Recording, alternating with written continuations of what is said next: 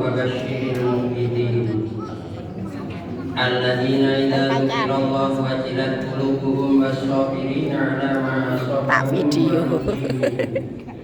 والمقيم الصلاة ومما رزقناهم ينفقون.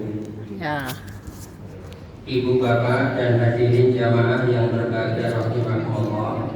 Kesempatan malam hari ini dengan senantiasa memanjatkan rasa syukur kita kepada Allah Subhanahu wa taala dengan melafazkan kalimat tahmid alhamdulillahirabbil alamin atas segala nikmat, rahmat dan karunia yang diberikan oleh Allah Subhanahu wa taala. Salawat dan salam mari kita sampaikan kepada Nabi kita Muhammad sallallahu alaihi wasallam, begitu pula kepada keluarga, kepada sahabat dan kepada seluruh umatnya hingga di akhir zaman. Ngantuk ibu-ibu? Alhamdulillah, di bapak-bapak sampun rampung urusanipun. Yang dereng rampung urusanipun dirampung rumiyin.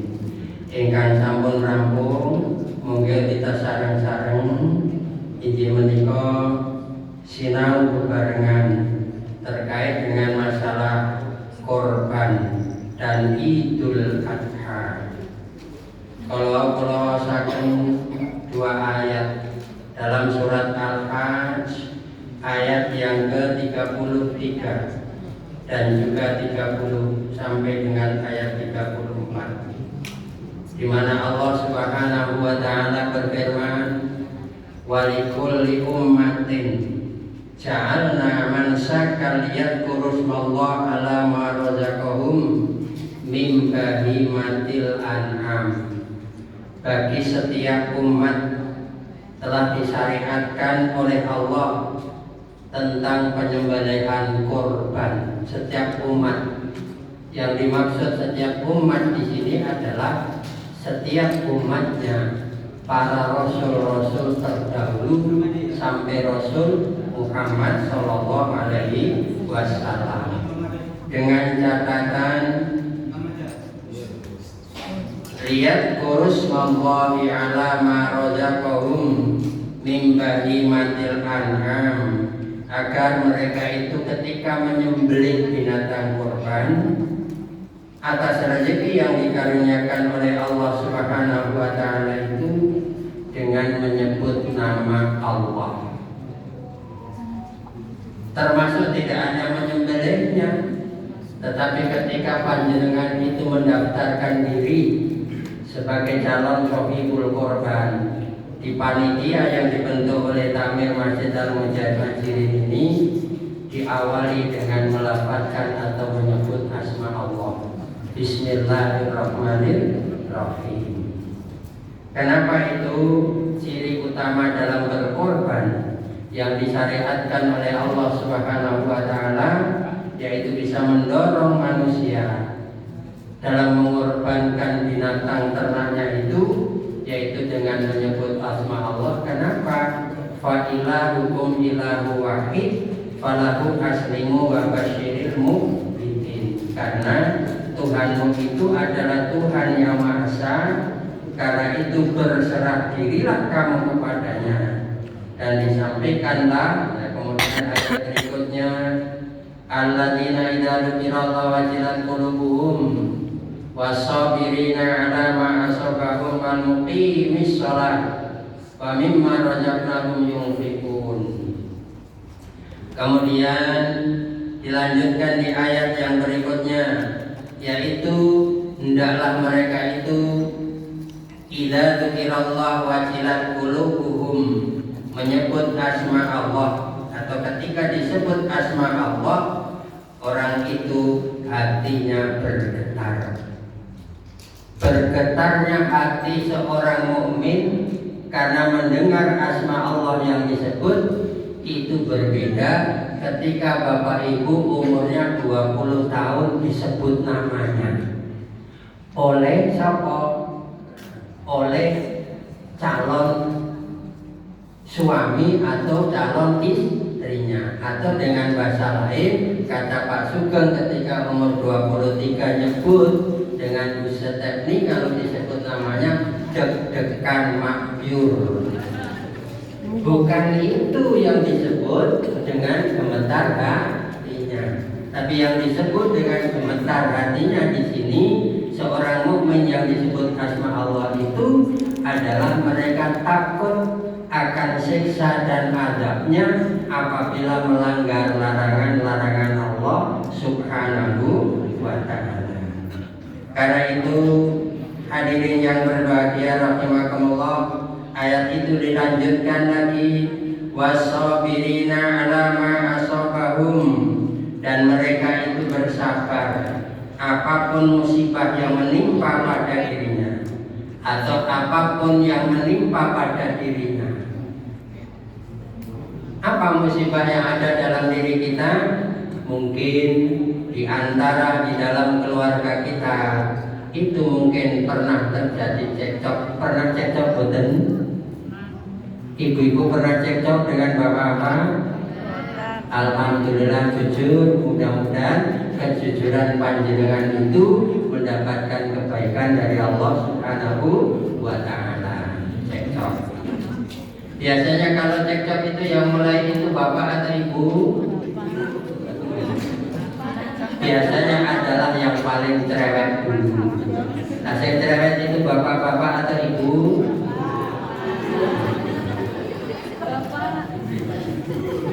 Tidak ada ngakoi diri. Jadi inilah ciri orang mukmin gemetar.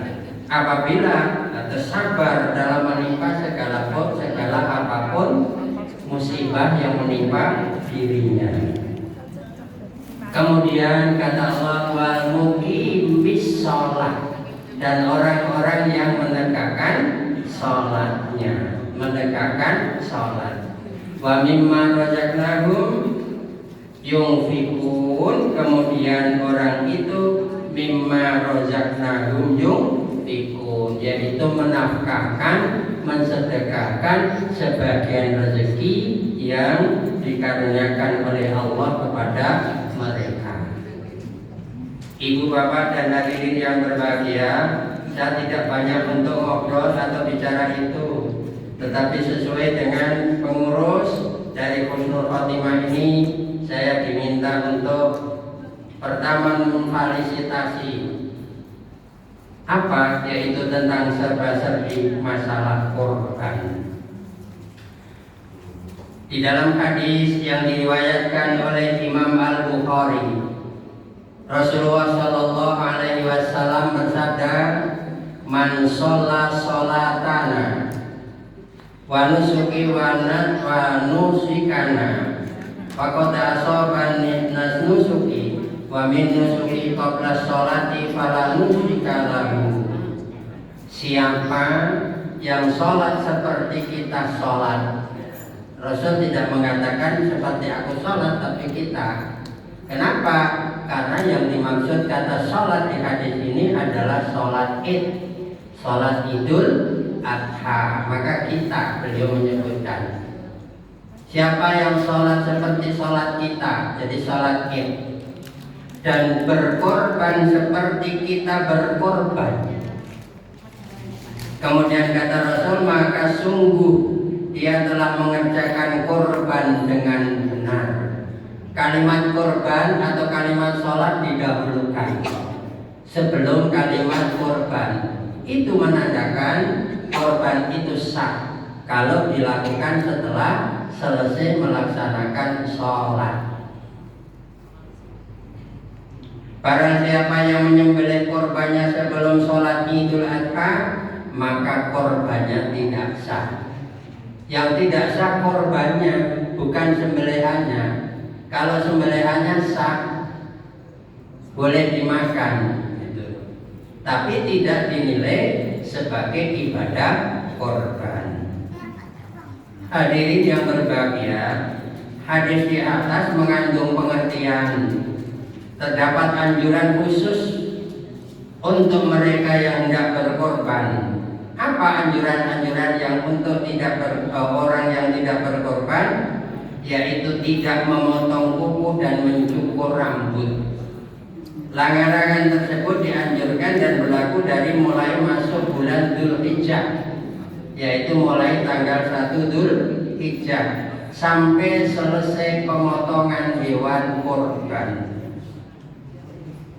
Bagi siapa yang dilarang mencukur rambut, nanti akan kami jelaskan rambut apa.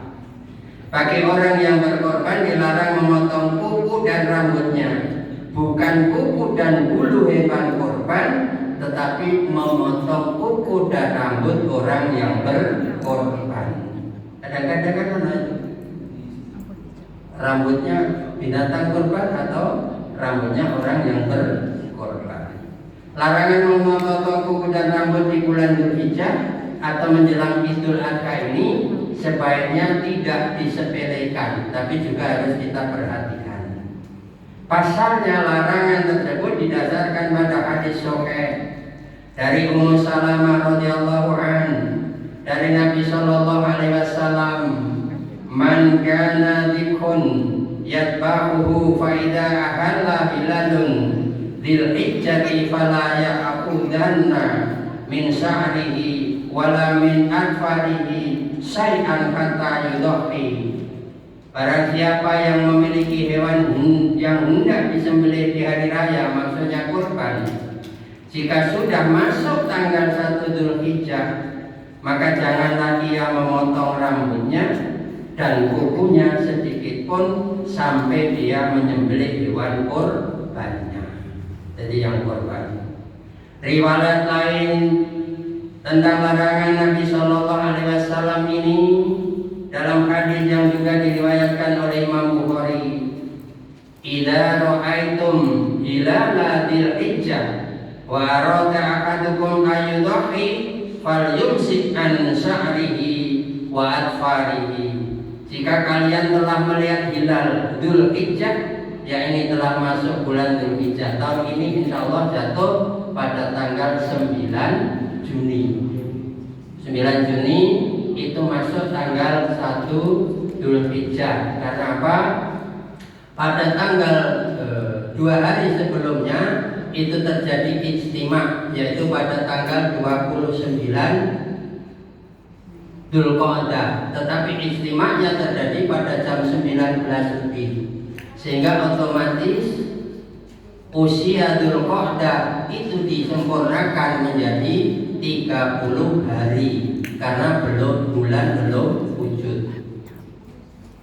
Maka jatuh 1 Dzulhijjah itu pada tanggal 8 Juni. Kalau 8 Juni ditambah 10 itu berapa? Atau ditambah 9? 8 tambah 9 17. Ini hadis dari Bukhari. Kemudian yang kedua, terkait hukum tentang larangan 10 hari menjelang kurban tersebut, memang terdapat beberapa perbedaan. Sebagian besar ulama Syafi'iyah berpandangan bahwa larangan tersebut hukumnya hanya sampai makruh, tetapi Imam Ahmad dan juga pengikutnya larangan pada hadis tersebut adalah haram. Artinya memotong kuku dan rambut sebelum kurban dilaksanakan itu haram atau tidak boleh, yaitu orang yang berkorban. Jika dilakukan maka orang tersebut dinilai tidak dosa, haram tapi tidak dosa, tetapi tidak sah korbannya. Tidak sah korbannya.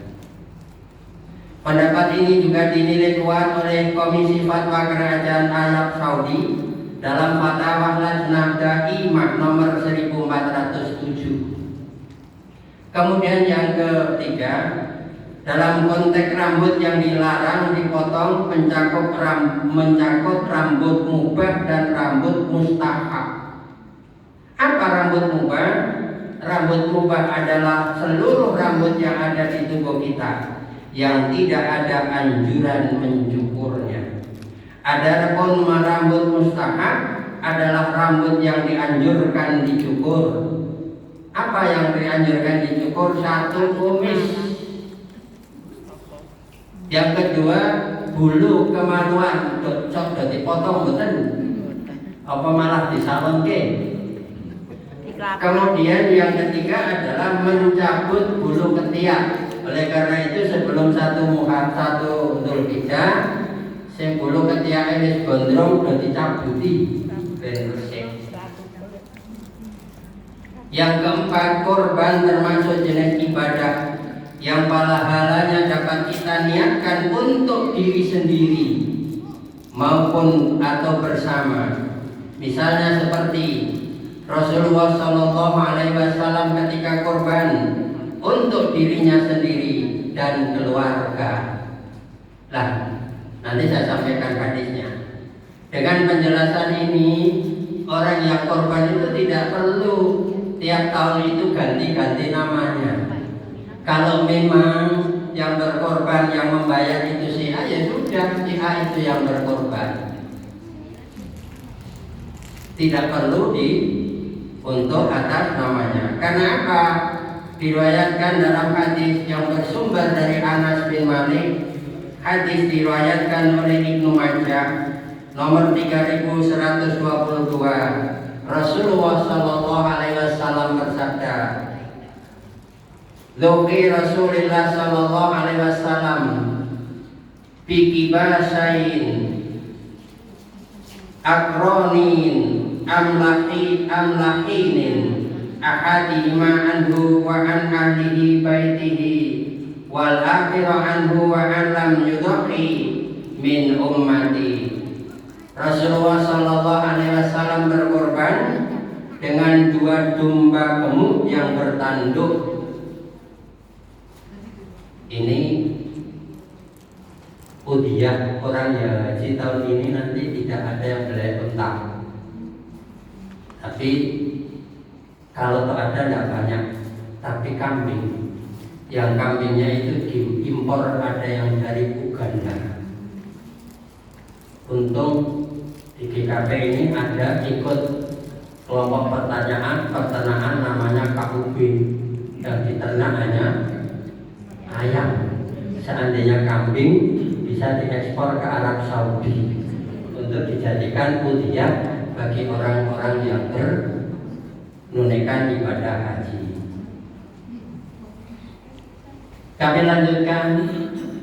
Domba yang gemuk dan bertanduk, salah satunya untuk diri beliau dan keluarga, dan yang lain untuk orang-orang yang tidak atau belum mampu berkorban dari umatnya. Maka kami sarankan ketika nyembelih itu disebut namanya dan diakhiri dengan kalimat wa ahlihim. Ini korbannya. Bismillahi Allahumma taqabbal min, disebut namanya A B C D E sampai itu apa? A B C D E F G sampai G. Wa ahlihim, dan juga keluarga-keluarga mereka.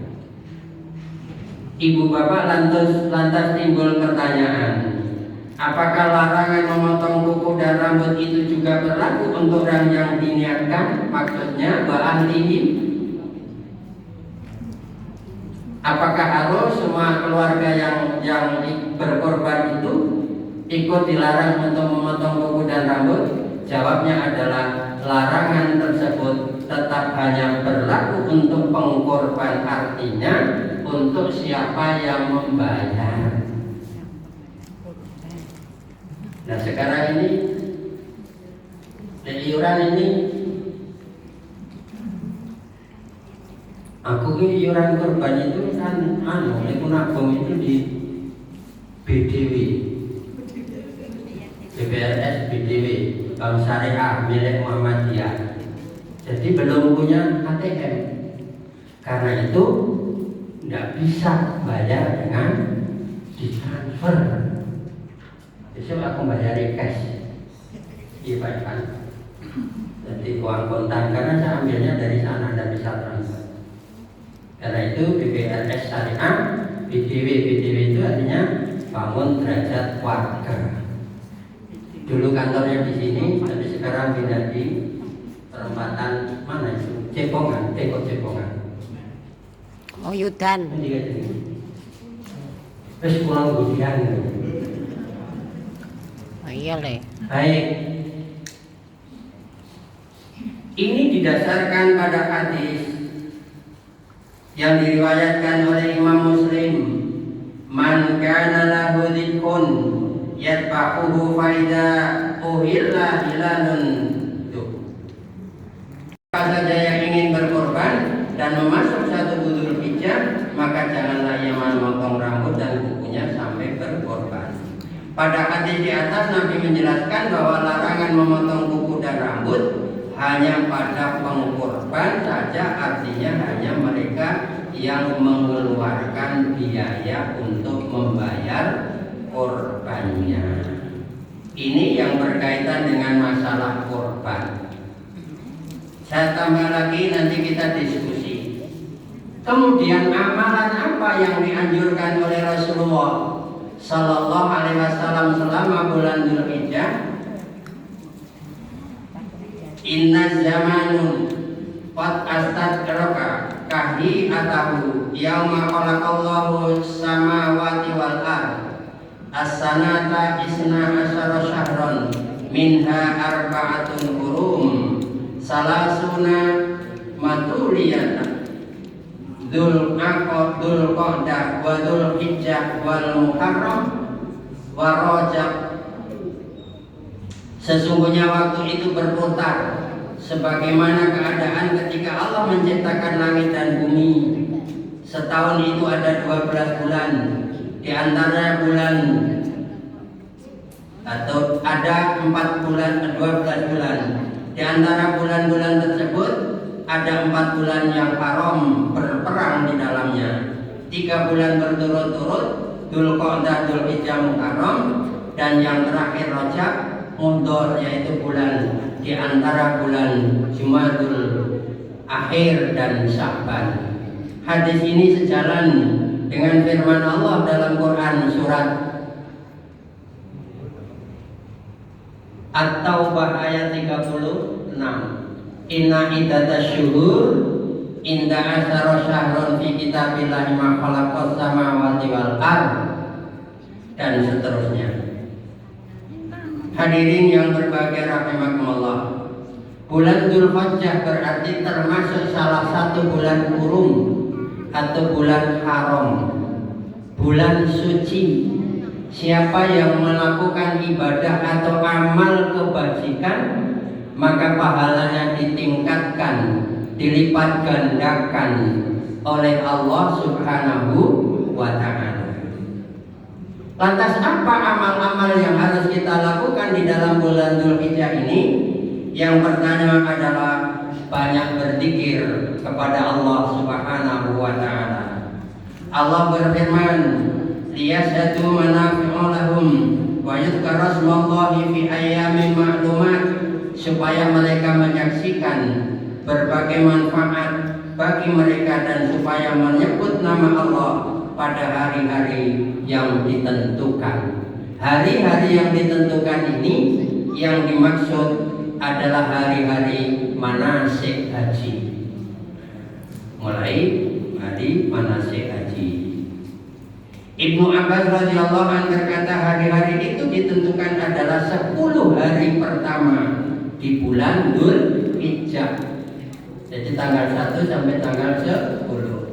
Berzikir yang diutamakan di hari-hari yang 10 ini adalah memperbanyak takbir, tahlil, dan tahmid. Rasulullah sallallahu alaihi wasallam bersabda, fa'aksiru fihinna min tahlil wat takbir wat tahmid, maka perbanyaklah di hari-hari tersebut dengan tahlil, takbir, dan tahmid. Hadis sahih riwayat Imam Ahmad tanpa sholihin. Bukan hanya dilakukan di masjid atau di rumah, namun berzikir ini bisa dilakukan di mana saja, kapan saja. Bahkan para sahabat Nabi sengaja melakukannya di tempat-tempat keramaian seperti pasar malam dan sebagainya. Al-Bukhari berkata, karena Ibnu Umar wa Abu Hurairah yakhrujani ila as-sawq fi ayyamil ashra fayukabbirani wa yukabbiran nasi bitakbirihima. Ibnu Umar kemudian Abu Hurairah senantiasa keluar ke pasar-pasar pada 10 hari pertama Dzulhijjah. Mereka takbir dan orang-orang ikut bertakbir karena mendengar takbir dari mereka berdua. Kemudian amal apa lagi yang sangat dipentingkan, dianjurkan, yaitu puasa. Tidak syak lagi kalau berpuasa termasuk amal soleh yang sangat disukai Allah. Di samping anjuran melakukan puasa Arafah pada tanggal 9 Dzulhijjah, maka disukai juga untuk memperbanyak puasa di hari-hari dan sebelumnya dari tanggal 1 sampai 8. Tentunya puasa yang dimaksud adalah berdasarkan keumuman nas-nas hadis tentang keumuman puasa. Berarti dari 1 sampai 8 bisa puasa itu yang dimaksud memperbanyak puasa Senin Kemis atau puasa Daud. Tidak boleh untuk dari tanggal 1 sampai tanggal 8 puasa tanpa putus. Karena itu tidak dicontohkan oleh Rasulullah Shallallahu Alaihi Wasallam. Maka kalau ingin memperbanyak puasa dari tanggal 1 sampai dengan tanggal 8, yaitu puasa Senin Kemis atau puasa Daud. Kalau puasa Daud kemudian pas harinya tidak puasa itu jatuh pada tanggal 9 Dzulhijjah, maka puasa Dzulhijjah itu puasa yang paling penting di antara puasa sunnah yang ada di dalam bulan Dzulhijjah. Yaitu puasa apa? Puasa yang disebut dengan puasa Arafah. Nabi Shallallahu Alaihi Wasallam bersabda, "Walladzi nafsi biyadihi, ikhalafin famin so'imin, atibun indallahi min rehanil masyarik." Demi zat yang jiwaku berada di tangannya, sungguh bau mulut orang yang puasa itu lebih wangi dari sisi Allah daripada wanginya minyak kasturi. Jadi puasanya puasa Arafah. Nanti saya sampaikan tersendiri hadisnya. Kemudian termasuk zikir kepada Allah adalah tilawatul Quran atau qiraatul Quran. Rasulullah Shallallahu Alaihi Wasallam bersabda, Al-Quran afdhalul dzikr. Al-Quran adalah sebaik-baik zikir. Karena itu kalau kemarin di dalam bulan Ramadan ibu bapak itu senantiasa tadarus, kemudian setelah hampir 2 bulan ini lupa lagi tidak tadarus, yuk kita galakkan di dalam bulan Dzulhijjah ini tadarusnya dimulai. Syukur dalam waktu 8 hari bisa khatam Quran. Rumusnya gimana? Bisa dalam sehari, setiap sebelum sholat kita baca 3 lembar, habis sholat 3 lembar. Maka kalau 3 itu berarti 6 kali berapa? 5. 6 kali 5 berarti 30 lembar. 30 lembar itu berarti 60 halaman. Itu berarti sehari dapat 3 juz. Nah, kalau sampai tanggal 10 itu berarti bisa memperoleh 30 juz. 30 juz. Jusnya macam-macam, jus melon, jus jambu dan sebagainya masuk. Deh.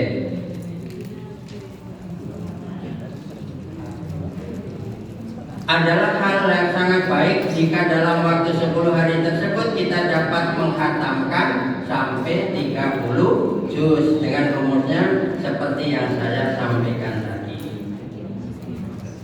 Ibadah lain yang sangat dianjurkan di dalam bulan Hurum, khususnya di bulan Dzulhijjah ini adalah sedekah. Di antara yang menunjukkan keutamaan bersedekah adalah cita-cita seorang yang sudah melihat ajalnya di matanya, bahwa jika ajalnya ditangguhkan sebentar saja, maka kesempatan itu akan digunakan untuk sedekah. Cita-cita orang yang mempunyai tamu namanya Israil, wis ngrayang sirahe menungso, wis nyekeli ubun-ubune menungso, arep nyabut nyawane. Kemudian kalau seandainya bisa diundur walaupun hanya sekejap untuk berwasiat untuk bersedekah, maka yang dilakukan adalah sedekah. Hal ini didasarkan pada ayat yang ke-11 ayat yang ke-10 surat Munafikun. A'udzu billahi minasyaitonir rajim. Wa anfiqu mimma razaqnakum min qabli an ya'tiya ahadakumul maut fayaqula rabbi laula akhartani ila ajalin qarib. Mohon maaf, minum dulu monggo jenengan. Mana di sini? Lawet atau tak minum saya. Wa anfiqu mimma razaqnakum min qabli an ya'tiya ahadakumul maut fayaqula rabbi laula akhartani ila ajalin qarib fa asaddaqa wa akum minas sholihin. Belanjakanlah, sedekahkanlah sebagian dari apa yang telah kami berikan kepadamu sebelum datang kematian kepada salah seorang di antara kamu. Lalu dia berkata, ya Tuhanku, mengapa engkau tidak menenggapkanku sampai waktu yang dekat sehingga aku dapat bersedekah dan aku termasuk orang-orang yang soleh. Jadi ketika kita itu bayangkan malaikat Israil pegangi ubun-ubun kita, mau nyabut roh kita, itu kita diperlihatkan berbagai macam film tayangan, film perilaku kita selama hidup. Ketika ibu bapak umurnya dulu 20 tahun, 15 tahun bergelap-gelap nonton film layar tancap berdua misalnya, kalau ada, maka itu nanti akan kelihatan apakah dia itu tenang atau tangannya jual jari, itu kelihatan. Begitu pula ketika ibu bapak itu bergelap-gelap di malam hari, jalanan yang agak becek karena hujan, datang untuk ke masjid memenuhi seruan adzan subuh, maka itu juga ditayangkan. Begitu pula ketika ketika ada orang yang datang ke mampir ke rumah ibu bapak minta sumbangan, baik itu berupa uang atau makanan. Yang datang orang miskin, orang yang tidak mampu makan, maka itu juga ada tayangan. Apakah kita memberi atau kita tidak memberi? Kalau seandainya kita tidak memberi, apakah kita menolak itu dengan ucapan yang tidak menyakiti orang yang minta-minta, atau kita bentak mereka itu? Semuanya akan ditayangkan sehingga kelihatan mana dosa-dosanya itu. Maka itu ditunjukkan oleh Allah. Maka di ayat tadi, yaitu wa anfiqu mimma razaqnakum, bersedekahlah kamu, beribadah kamu dengan rezeki yang diberikan Allah kepadamu, min qabli, sebelum datangnya ayat dia ahadakumul maut, sebelum datangnya maut. Fayaqula rabbi laula akhartani ila ajalin qarib, ditunda barang 5 menit, aku tak pesen supaya tabungan yang oke kae disedekahkan, dan seterusnya. Ini keutamaan sedekah. Kemudian yang kelima, yang terkait amal yang paling utama di dalam bulan Ramadan, di dalam bulan Dzulhijjah adalah berkorban. Ini tegas di dalam surat Al-Hajj, juga di dalam surat Al-Kautsar, fasholli lirabbika wanhar, maka sholatlah kamu untuk Tuhanmu dan berkorbanlah. Korban adalah ibadah yang disyariatkan setahun sekali, dilaksanakan hanya di bulan Dzulhijjah. Pertanyaannya, takmir masjid atau panitia korban menetapkan iuran untuk korban membeli sapi ditetapkan 3.500.000. Kira-kira menampung sebulannya piro kuwi? Berapa? 110 atau 100 berapa? Sebulan tuh kuwi. Nah, sekarang pertanyaannya, kira-kira sebulan itu belanja ibu-ibu untuk membeli benges berapa? 300. Ya, ternyata benges beli bedak dia berapa tiap bulannya? Maka korban ini kalau dihitung-hitung itu ternyata lebih murah dari biaya perawatan ibu-ibu bapak-bapak. Gitu? Padahal itu pahalanya sangat luar biasa.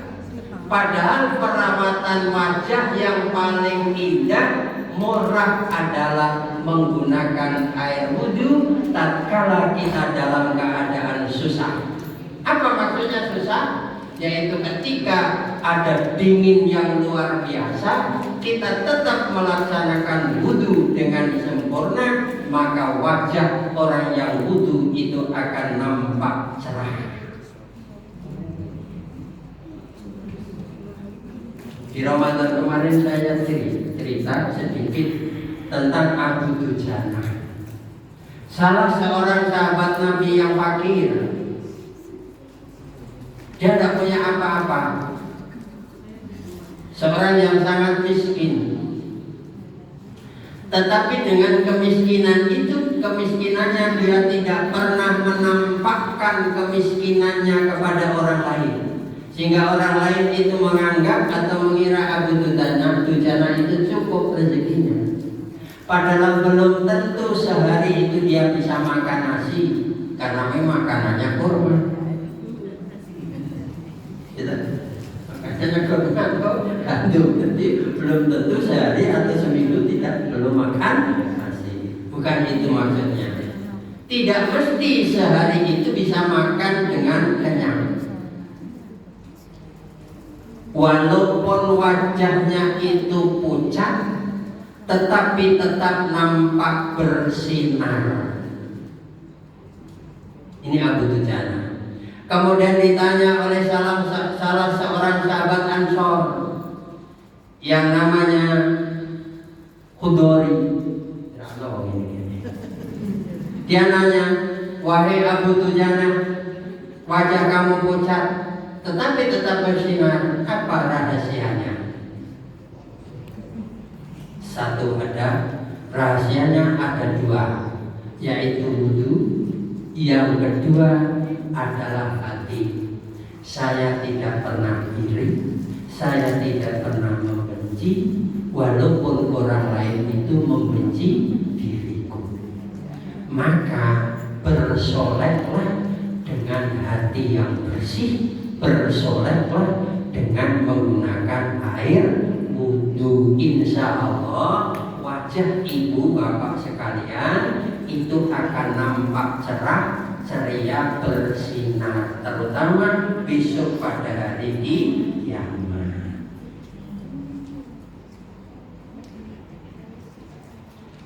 Ibu bapak dan hadirin sekalian yang berbahagia, tadi adalah korban, amalan yang paling berat.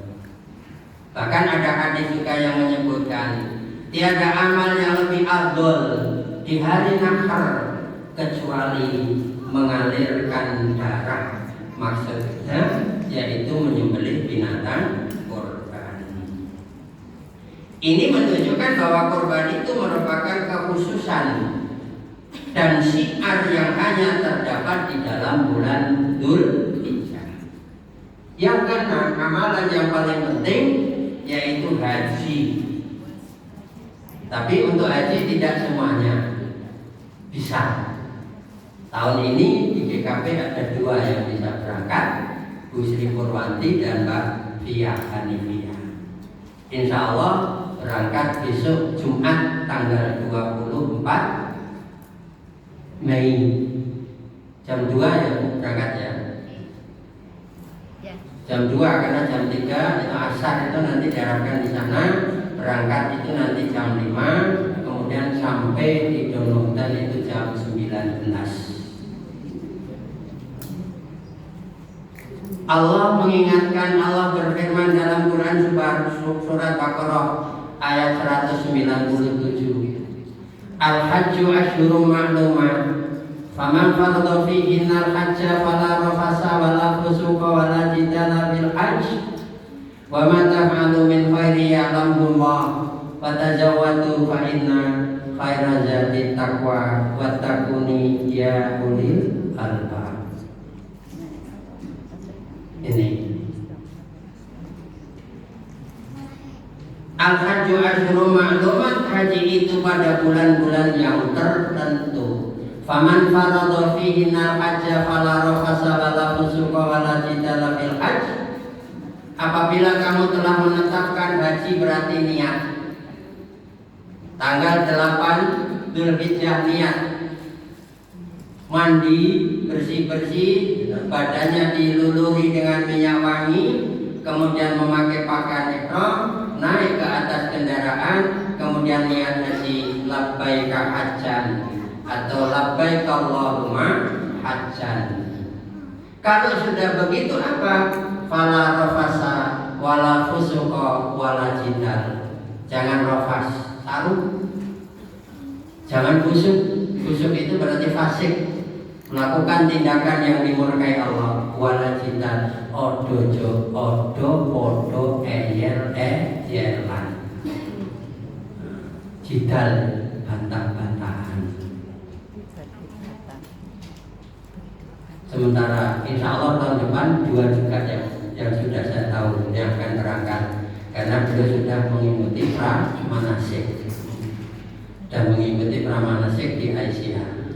Ada di GKP ada 2 yaitu Pak tidak ada ya Pak Pamungkas bersama istri. Wa ma taf'alu min khairi ya'lamhu Allah. Apapun yang kamu kerjakan dari kebaikan itu pasti diketahui Allah. Wa tazawwadu fa inna khairaz zadi taqwa. Berbekallah kamu dan bekal yang paling baik adalah bekal takwa. Ini haji. Tapi kalau ayat itu ayat 197 surat Al-Hajj, kalau dilanjutkan nanti terutama di ayat 100 dan ayat 101 ada haji itu, orang yang haji itu tidak semuanya mabrur. Itu di ayat 101 dan di ayat 102. Ayat 100 dan ayat 101 surat Baqarah. Apa bunyinya? Saya ambil potongannya. Faminhum may yaqulu rabbana atina fid dunya wa ma lahu fil akhirati min khalaq. Ada orang yang haji itu itu ngomong, ya Allah, Rabbana atina fid dunya, ya Allah aku berikan kebaikan di dunia, wa ma lahu fil akhirati min khalaq, tapi di akhirat dia tidak akan dapat apa-apa. Orang yang haji tapi tidak niat semata untuk Allah, tapi dia ingin mendapat dunia. Apa artinya? Disebut kalau pulang Pak Haji atau Bu Haji. Ini orang disebut Pak Haji kalau Bu Haji nesu. Sama 80 yuto. Bayare sudah yuto kalau dibulatkan. Aku balik-balik ya ngerti undang piyamnya. Ayo betul sekali. Ini kalau orang yang ketika doanya wa minhum may yaqulu rabbana atina fid dunya wa ma lahu fil akhirati min khalaq. Tetapi Yang kedua ini yang diharapkan hajinya mabrur, nanti awalannya di ayat yang ke 198 sampai 199. Wa minhum may yaqulu rabbana atina fid dunya hasanah wa fil akhirati hasanah wa qina adzabannar. Apa awalannya? Fa idza qadaitum manasikakum fadhkurullaha, apabila kamu menyempurnakan manasihatimu, hajimu, perbanyaklah zikir kepada Allah. Fa idza afattum min arafatin, nalikane sliramu itu datang berangkat dari Arafah menuju Mas'alil Haram. Mas'alil Haram itu Musdalifah, fadhkurullah. Nanti ada dua kata fadhkurullah. Fadhkurullah yang pertama itu bermakna sholat, maka di Mas'alil Haram di Musdalifah itu seperti yang dicontohkan oleh Rasul, yaitu sholat maghrib dan isya di jamak kosong. Fadhkurullah yang kedua, katikrikum aba'akum, nyebutlah nama Allah seperti kamu nyebut nenek moyangmu, membanggakan nenek moyangmu, disebut oke. Jadi sangat banyak berzikir. Kalau itu kuncinya sepulang dari siapa? Arafah sampai Mas'alil Haram banyak dipergunakan untuk zikir. Insya Allah saya doakan dua calon haji hajah dari GKP ini nantinya bisa menjadi haji yang mabrur. Nerah disebut dua haji orang nasu. Nih, cukup nanti di Mekah saja, jenengan di Masjidil Haram atau di Masjid Nabawi, tapi terutama di Masjid Nabawi Mekah. Kalau ingin dihajabut haji itu nanti jenengan ditunggu agak minggir ke tepi jalan di masjid. Nanti askarnya haji, tapi tanpa gul. Itu mesti digusah haji. Maka orang arti jenengmu. Jadi kalau di sana sebutkan gitu. Kalau di Masjidil Haram artinya apa? Minggirong. Jadi sebutannya nanti lurus. Kalau yang bapak-bapak nanti sebutannya apa? Torik. Oh, jadi kono kidalan.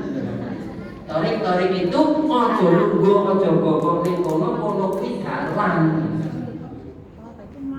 Padahal kalau saya tinggal lah jeneng ora torik. Besok kalau Patri berangkat, oh insya Allah telu Patri ya. Insya Allah telu karena Patri kemarin masuk cadangan. Nanti aja kaget Patri ini kono jenengmu diganti Torik. Torik itu artinya jalan. Ibu bapak dan hadirin sekalian yang berbahagia, rahimakumullah. Inilah korban. Kemudian yang kedua yaitu amalan-amalan di dalam bulan Dzulhijjah. Tadi Pak Sugeng sudah menyampaikan bahwa ini nanti hanya sekedar pancingan, diharapkan ada dialog tanya jawab. Untuk itu kami akhiri terlebih dulu. Monggo silakan kalau ada yang konfirmasi atau bertanya dipersilakan. Assalamualaikum warahmatullahi wabarakatuh. Syafi'iyah itu berarti orang-orang yang menganut mazhab Syafi'i, bukan mesti pendapatnya Imam Syafi'i. Kemudian dari juga yang kedua adalah golongannya Imam Ahmad tadi Hanafilah. Kok sing loro ora disebut? Sing loro itu ya berarti kembali kepada apa yang disebutkan di dalam hadis. Kalau yang di dalam hadis maka pengertiannya adalah larangan untuk memotong rambut dan sebagainya itu larangan yang tidak sampai menimbulkan dosa, tetapi mengurangi kesempurnaan dalam melaksanakan ibadah kurban. Kemudian langsung milih siapa? Monggo. Kalau Imam Syafi'i tadi kan juga gitu. Imam Ahmad itu menyampaikan haram, tapi haramnya bukan berarti kurbannya tidak sah, tapi tidak kurang sempurna. Makro yang kalangan Imam Syafi'i, makro itu ya berarti kalau ditinggalkan lebih baik. potong rambut, tidak potong kuku. Terus pilih siapa? Saya tidak pilih siapa-siapa, tapi saya pilih, berarti saya tidak mengikuti madhab, tapi mengikuti manhaj. Kalau manhaj itu berarti mengikuti apa yang disampaikan oleh Rasulullah SAW dalam hadis tersebut. Kalau Rasulullah itu mengatakan ojo dipotong kukune, ojo dipotong rambutnya, ya wis tak tindake, orang motong kuku, orang motong rambut. Begitu Pak. Ada lagi di dalam bulan Dzulhijjah dari tanggal 1 sampai 9. Itu bukan berarti 1 sampai 9 puasa terus, tetapi puasa yang secara umum, yaitu puasa Senin Kemis atau puasa Daud. Seandainya pada hari Kemis puasa Kemis, kemudian jatuh Arafah di hari Jumat, maka boleh enggak? Ya harus puasa Arafah karena puasanya lain, yaitu puasa Arafah. Walaupun nanti akan ketemu hadis lagi dilarang untuk puasa secara khusus di hari Jumat. Juga tidak dibenarkan ibadah dilakukan secara khusus di hari Jumat kecuali yang memang ada dalil. Nah, puasa Arafah sendiri itu juga virus sanatal madiyah.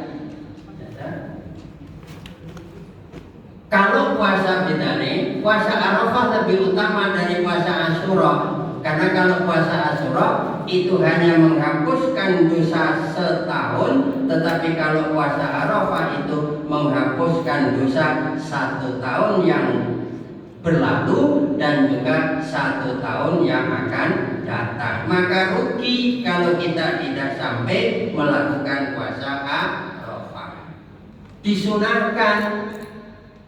Kalau tadi Abu Hurairah dan Ibnu Umar itu takbir ke pasar-pasar, ke tempat keramaian dari tanggal 1. Tapi juga ada nanti hadis yang menyebutkan ketika orang yang tidak menunaikan ibadah haji, maka pada tanggal 9 berarti hari Arafah, setelah sholat subuh mulai diperintahkan untuk memperbanyak takbir, tahlil, takmid atau takbiran. Tapi bagi orang yang menunaikan ibadah haji tidak boleh. Kenapa? Karena orang yang menunaikan ibadah haji sebelum dia itu melempar jumroh akobah, hendaknya dia senantiasa melafadzkan kalimat talbiyah. Begitu selesai lempar jumroh, dia balik ke tenda itu takbir.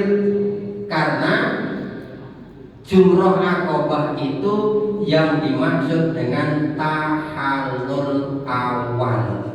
Maka sampai ke tenda potong rambut atau di jalan itu ada tukang potong, maka boleh melepas pakaian ihram. Jadi Arafah, puasa Arafah itu lebih utama dibandingkan dengan puasa tanggal 10 Muharram. Karena puasa Arafah menghapus dosa setahun yang lalu dan menghapus dosa setahun yang akan datang. Mungkin ada lagi? Monggo. Pemerintah Indonesia kemarin mengumumkan ketika sana sudah selesai Arafah, kita belum, sana sudah lempar jumroh akobah, yang tidak haji sudah melakukan sholat Id, di sini malah baru melakukan puasa Arafah. Ini yang pengumuman pemerintah, tapi ada yang mengikuti yang lain. Insya Allah mulai tahun 2025 Muhammadiyah tidak menggunakan wujudul hilal, tetapi menggunakan kalender global. Insya Allah mesti sama dengan yang di Arab Saudi, sama juga dengan yang di Turki, karena menggunakan kalender global. Ini betul. Nah, bagaimana yang demikian itu? Ini masalah khilafiyah yang kalau didiskusikan tidak pernah selesai. Ada orang yang mengatakan itu tidak sah, tapi ada yang mengatakan itu sah. Karena apa? Arafah itu bukan kaitannya dengan orang yang wukuf, tetapi Arafah itu kaitannya dengan tanggal 9 Kalau yang berpendapat Arafah itu puasa Arafah itu puasa tanggal 9 Dzulhijjah, walaupun tidak sama dengan yang di Mekah, insya Allah benar. Tapi kalau yang mengatakan Arafah, yaitu berarti puasa Arafah bukan menghormati orang wukuf, tapi puasa Arafah adalah puasa yang dilakukan pada tanggal 9 Dzulhijjah. Ini. Terus gimana kalau yang mendahului atau yang malah di belakangnya? Itu insya Allah mereka itu yang menganut dengan tanggal yang ada di negara masing-masing. Karena kebetulan sampai saat ini belum ada penyatuan kalender global, belum ada. Sehingga masing-masing negara kemudian mereka itu mengumumkan sendiri-sendiri. Padahal sebenarnya siapa? Ya, kalau saya ngomong agak lucu di Indonesia, pernah di Cakung ada orang yang mengatakan sudah melihat hilal, tapi sudah di skenario itu belum kelihatan, tidak diputuskan. Padahal bacaan Rasul di mana? Seorang penggembala kambing yang mengatakan, ya Rasulullah, kemarin sore saya sudah melihat hilal. Maka kata Rasul, walaupun itu sudah siang, waktu itu masih puasa, maka batalkan puasamu dan sekarang beridul fitri. Tidak ada hadis yang menerangkan seperti itu. Nah kalau begitu, yang rukyat itu tidak harus orang-orang yang terpopuler saja yang mengatakan. Seorang penggembala kambing pun kalau mengatakan dia melihat harus diikuti. Dan sekarang ini memang belum ada kalender global yang menyatukan ini, tidak pernah bakal bisa ketemu Pak yang khilaf yang semacam ini, kecuali kalau sama-sama mau menggunakan kalender hijriah global. Berarti syarat mengatakan siapanya gitu ya. Ini masalah khilafnya tidak pernah secara umum. Mungkin ada